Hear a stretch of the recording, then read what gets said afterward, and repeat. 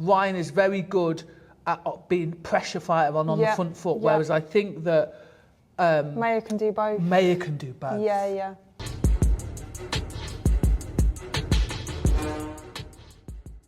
Hi and welcome to the Real Women of Boxing Series 3, Episode 2. I'm here with the former GB boxer turned professional, Shona Whitwell. Shona, how you doing? I'm good. Thanks for having me. It's a pleasure to be here. It's good to see you.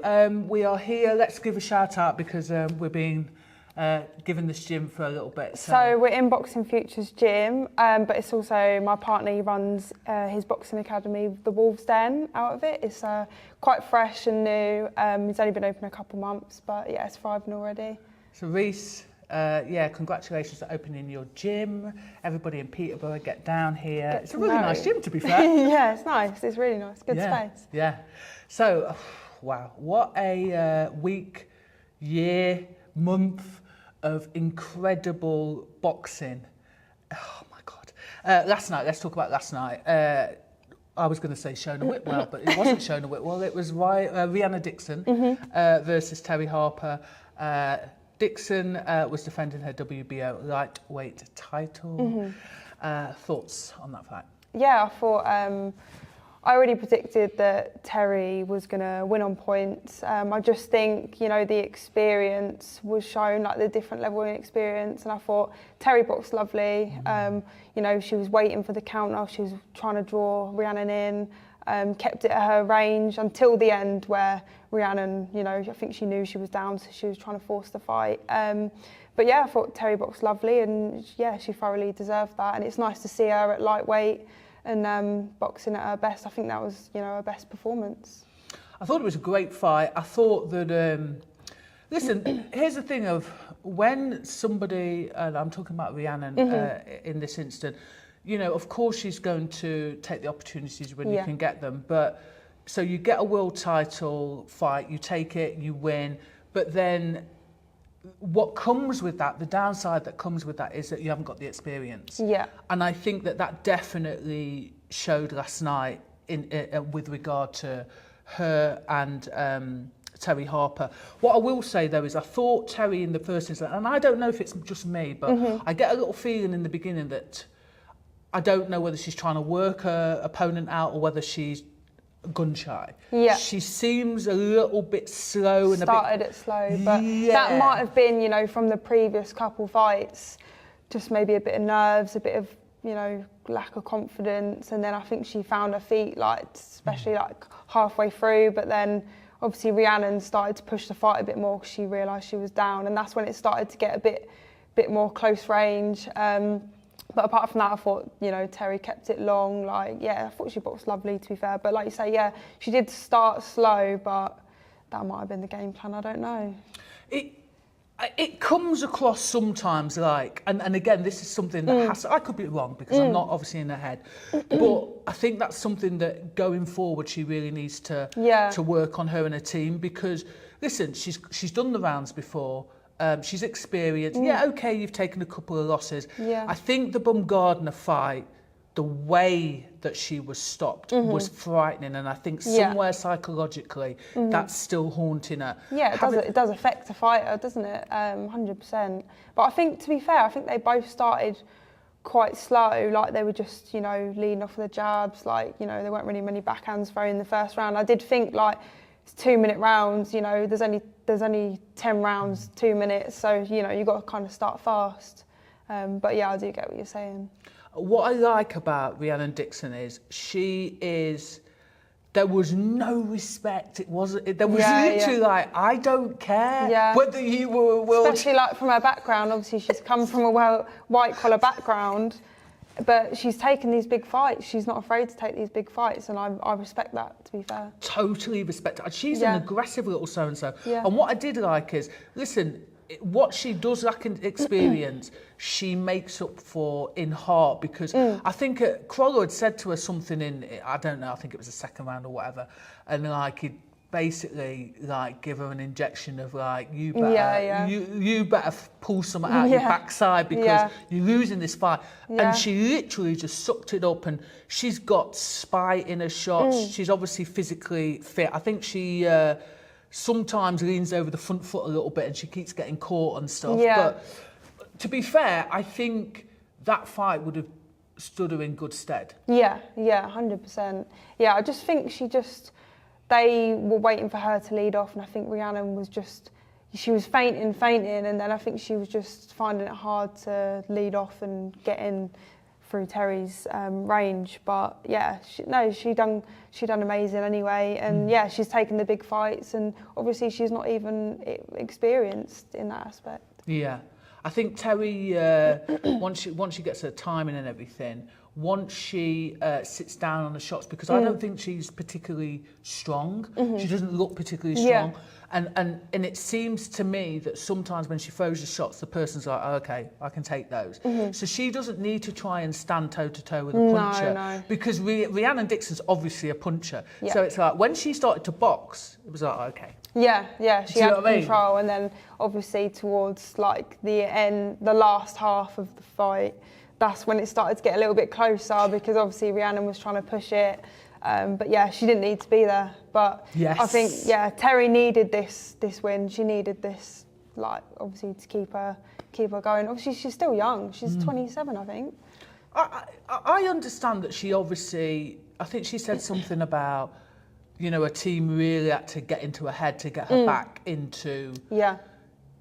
just mentally in a place. Listen, a loss does not define you. No. I think it's easier, and I've said this before, I think it's easier for females to take a few losses because of the going up and down in weight, because of the lack of competition, etc. So I get that she was hurt. I get that she was like really stunned. That Alicia Baumgardner fight was tough. It was tough to watch. But I think that this is where you know that there's a making of something great, when you can suck it up and go, okay, I'll let that go now. Because she became a world title holder yesterday. It's all about the comeback. I think she just, you know, she had a point to prove, and she had to prove people wrong, and obviously that takes guts to come back from 100%. Those couple fights she had. It takes guts, and Sandy Ryan defending her WBO welterweight title against Mikaela Mayer. So, ahead of the fight, there was that whole bizarre thing. They were obviously at each other's throats, which we'll talk about in a minute. But there was that whole kind of bizarre thing to do with the paint. So, obviously, Mikaela's a former WBO and IBF lightweight champion, and then obviously she took a few losses. In Ryan's words, this whole thing to do with... Well, let's just talk about, for a second, this whole paint thing. If people don't know, basically what happened is, I think she left the hotel room. Somebody dashed paint on her, and... She's saying it's a setup. She, being Ryan, is saying it's a setup. Mayer is saying that she wouldn't do anything like that. Is it possible that in NYC, New York City, there are just some crazy people that happen to be going round with cans of red paint? Yeah, I mean, I guess we'll never know unless this person gets caught. We'll never know. You know, could it been, you know, a setup, or was it from Mayer's team? But you know, there's a line there that you just don't cross. Do you know what I mean? Like, could they have been trying to get into her head? Because obviously, it would have worked. Obviously, she's said that she weren't really in the right frame of mind. She should have left after that point. But I mean, you're not going to, are you? Like, obviously the team will be like, oh yeah, let's go home. That's you know, that's not on. But as a fighter, like, that isn't going to affect you. Like, you're still going to go in and get the job done. And if anything, that'll give you that bit of fire in the belly. But yeah, who knows? It's one of those things that, listen, I've been told Mikaela Mayer is a really nice person. That's how she comes across, I think, anyway. Yeah, sometimes she can come across quite cocky. To her opponents. and I don't think there's anything, once she's in fight mode, and to be fair, she's not the only one, so let's not, put it all on her. But, she can come across, let's call it self-confident. Yeah. Do you know what I mean? Yeah. People are saying they don't think she would go that far. And so I guess then the question is, who would do that to her? Because it seems very fishy. It's not going to be a randomer, do you know what I mean? I mean, unless they really hate Sandy, I don't know. But it's got to be someone that knows she was in that hotel, she was going to come out at that exact time. So, yeah, it's just... very strange. I mean, I will say... I've never seen anything like it, though. Yeah, and it's kind of scary because I guess at the time you'd be thinking, what the hell is that? Yeah.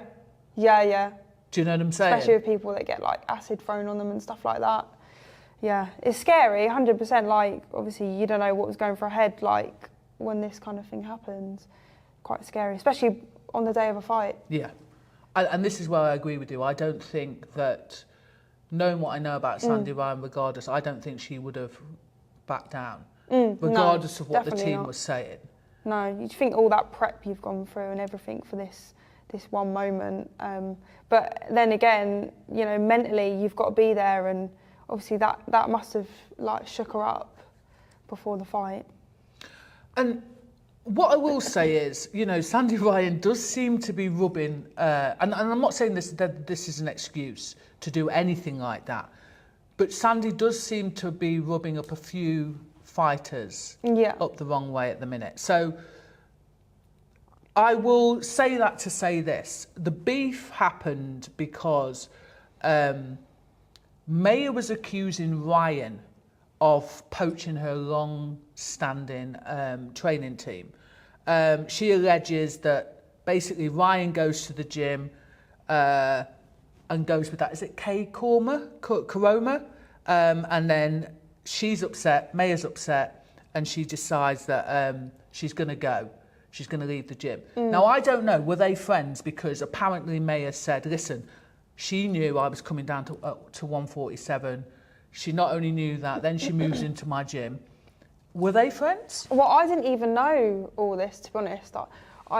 I was confused at who her corner team was, to be fair. Like, I don't really pay much attention to all like the beef and like all the stuff on socials, to be fair. So I was actually quite surprised when I see a corner team. I didn't even know who they were. And now that explains the beef that they had. Yes. Now it's starting to add up a little bit. Like, could she have then set this up because, she was obviously feeling a certain way against her for those reasons? To be fair, I've asked myself this: if they're friends or if they were friends, right? And I don't know because I don't know. No, I don't know. She seems like she feels a sense of betrayal. And again, I'm not saying that she's done any of this stuff to do with the paint, but she feels a sense of betrayal. Do you kind of get that though? Yeah, obviously now I've heard that. I do understand that. But would you go as far as setting someone up to attack someone on the day? I don't know. It's a difficult one. Like I said, I don't want to, because like I said, everyone that, and people talk behind the scenes, that. People talk behind the scenes, and to be fair, everyone I've spoken to about Maya, and I'm not talking about particularly this incident because I haven't spoken to anyone, I haven't seen anyone. Just in general. They've all said she's a really nice, she's a decent girl. Do you know what I mean? So, yeah, crazy. However, the fight, what a absolutely cracking fight. That, I'm going to be honest, right? We've seen world championship fights before, and this last crop over the last few years is really proving that there's levels. Yeah. There's levels. Yeah. So, yeah. It was a war. It was a war. It was so good to watch. It was just tit for tat, really. And I think at the end of the day, every round was so close. It was just who you like better. Yeah. It was one of them where I had to keep re-watching the rounds. Yeah. Because I was like, I don't know who's won that. Do you know what I mean? Yeah. So I did actually score it up myself, and I actually thought Sandy won by 1 or 2 rounds. Personally, that's what I thought. But then again, like you say, any of them rounds, like, it was a flip of a coin, I thought. So I'm going to be totally honest. I think I watched about 5 rounds. I didn't get a chance to watch all of them. I do see that it flipped. So I think the first round was Maya, and then Sandy came out, and then she got on top. Because I think in the first round, it was almost like Maya had gone. There was a bit of spite, you nicked my team, and she done it with like some beautiful. And Sandy was like, "You threw pain over me." It was that. There was a lot of subtext being paid out. It was literally like, I've got to say, Maya's a spiteful, aggressive. But to be fair, behind those shots, all of those shots are like power shots. But having said that, so are Sandy's. Yeah. I thought that I had it even going into the 9th. And I thought Sandy finished stronger. And I just think Sandy had like the heavier, cleaner shots, I'd say. And Maya, she had the combinations. So, and the work rate. But then Sandy was on the front foot. So it almost does just depend on what you like. Like, if you were judging it, what you like. It was a flip of a coin, some of the rounds. Some of them were quite clear. Others I was like re-watching because I weren't too sure. And I wanted to be sure. But yeah, I do think Sandy just edged that for me, to be honest. And to be fair, that's what they're saying in the comment sections, and that she was robbed. But I will also say, on the flip side, people have said that Maya has been robbed on several occasions. And I'm not saying robbery is right. No, I think they've both had it quite hard, haven't they? They've both had it quite hard. I think it was, there was like literally the battle of the piston jab, because like Maya would throw it out, pap, pap, pap, and then Ryan would go, "Oh really?" Pap. Do you know? That tip for tap was just, honestly, it was brilliant. It was brilliant. It's brilliant. That's why I couldn't decide who was winning, like, most of the rounds, because I was like, right, Sandy's winning this, and then Maya would come in with a combination, land some clean hooks, and I'd be like, oh. Her hook game is beautiful, isn't it? Yeah, lovely. Yeah, it was lovely. But one thing that she does have, and I will say, is like that backhand, even though she kind of throws it sometimes from far too far out. But for some reason, she's out of range, but it still lands. Have you not noticed that? Yeah, mad. Like her feet are over here, but yet her arms. Extend their arms as well. I thought, honestly, I think like both of them are super aggressive, super spiteful, powerful, strong. When they talk about boxing IQ, and I think some people just say that for saying it's sake. I think, number one, people underestimate. I think they knew about Maya's IQ, right? But I think people underestimate Sandy Ryan's IQ. That was both of them, the levels. See, I already predicted. I thought Sandy was going to win that because I thought she had a better boxing IQ. Like, I've actually boxed Sandy before, so I do know, like, and she's got power behind her shots. She's definitely got the heavier shots. So I did think she was going to edge that, but yeah, like I say, it was so close anyway. You couldn't really argue with it. Do you know what I mean? What I will say is that I do like about Maya is, so I started off watching and thinking, oh God, Maya's like counter punches. The timing on them is quality. And then the second round, Sandy came out, and as soon as like that glove touched, her timing was like. Do you know what's good about Sandy as well? Like, she's really good with her defence. Like, she's good at catching and countering. That's what I thought was working for her. Like, obviously Maya had the combination, so obviously she managed to like work her way through. But yeah, Sandy, like, she just got great hand defence, I thought. What that catch and counter. If she didn't have the hand defence, then, do you know what I mean? I think Maya definitely would have. I mean, obviously Maya won anyway, but I think she definitely would have won that more convincingly. And her body shots as well. Sandy's body shots are dirty, nasty, gritty, horrible, disgusting. Because when she throws them, you're like, all right, just calm down. Chill out. Yeah, they're both quite fiery, aren't they? Like, so it was a great fight. I'd love to see it again, to be fair. Do you know what? Honestly, that old saying of boxing won last night, boxing really did win. Because I tell you what, for anybody that says they hate to watch female boxing, right? They're not watching the right fights. They're not watching the right fights. They're not. They're really not, because that was... Not. But it needs to happen here. It needs to happen here, I think. Especially after that incident, I just think... I think to give Maya her due, she has travelled to places. Yeah. She came to fight Alicia Baumgardner here. Yeah. She fought... who else did she fight here? Miss... Oh, what's her name? Our girl. Tash. Oh, Tash Jonas, She fought Tash Jonas Yeah, here. yeah, yeah. So I think there's got to be a little bit of give and take. Yeah. I think now, because if I'm not wrong, Top Rank now involved in this whole Riyadh thing. I think so now, yeah. So this one in October, I think. Right, yeah. so she's now going to have more options in terms of where she has to travel. They should get that on one of them shows, to be fair. Like, I think they've earned it. They've earned it. It was so Get them their money. yeah. I mean, the hand, like I say, the hand speed, everything. Yeah, from both of them last night. I think there was a little masterclass. I think if we're talking about, I know this sounds weird, but more well-rounded fighter, and bear with me on this, I think it's Mikaela Mayer. I think that Ryan is very good at being pressure fighter on the front foot, whereas I think that Mayer can do both. Mayer can do both. Yeah. She Mayer can switch do it up. both. Yeah, I agree, Yeah. Beautiful.